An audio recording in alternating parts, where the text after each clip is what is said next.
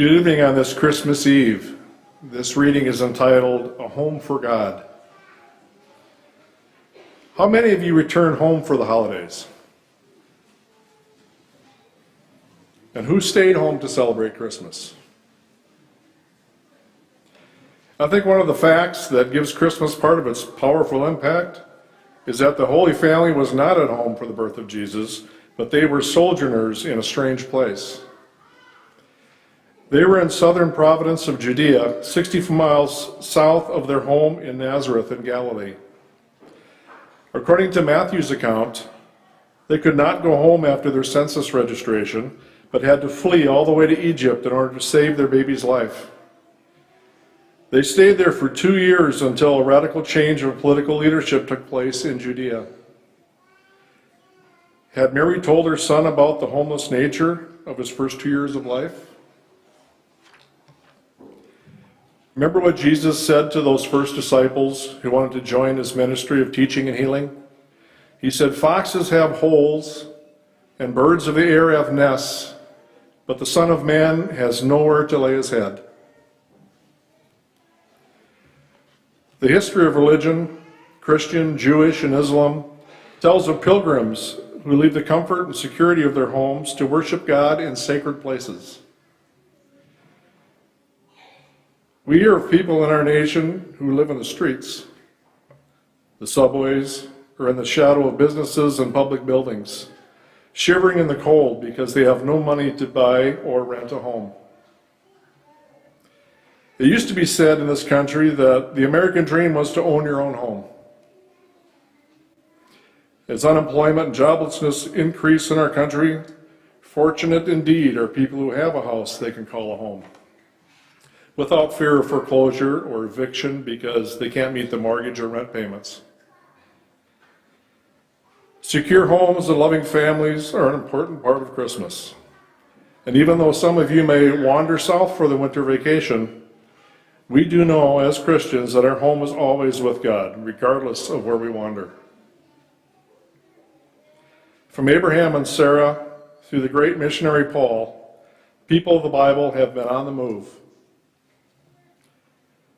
They were eager to obey the voice of God that called them out to look for more fertile pastures for their flocks, for new listeners to whom they proclaimed the good news of Jesus born of Christmas Eve. Quite often, as in the case of shepherds, or perhaps as in the case of the prodigal son, God's news comes from more powerfully when they are troubled wanderers, far away from the comforts of home and loved ones. For some of us, we may best find God when we have a sense of homelessness. In our need, we reach out to the darkness, follow a strange star, hear a new voice, and go into unknown places, even to Bethlehem, to find a new thing God is doing in and for us. It's when we venture into new fields, open ourselves to new experiences, and listen to new angelic songs, and go home again, that familiar sight takes on a whole new beauty and love. As someone said long ago, a house does not a home make until it be filled with love, trust, and peace. After the shepherds met God in a new way in Bethlehem, they went home again, singing praise to God for all they had seen and heard, as it had been told them. It is, of course, in the telling and retelling of the story of this baby born to wandering parents who had no home for their child, that God finds a home in which to live.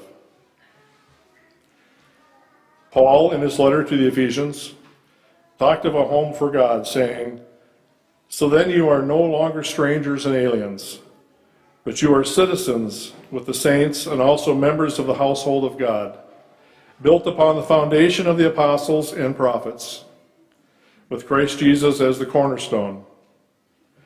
In him the whole structure is joined together and grows into a holy temple in the Lord, in whom you also are built together spiritually into a dwelling place for God." The book of Revelation, which came out of a time of great persecution, suffering, and homelessness for the early Christians, also knew where God was to be found. See, the home of God is among mortals. God will dwell with them as their God. They will be his people. The question might be, what gift we can give to God this night? Well, we can give him a home within our hearts. You see, God wanders the world on Christmas Eve, still looking for a place where he may be born anew. May your heart be a resting place for God this night and forevermore. Amen.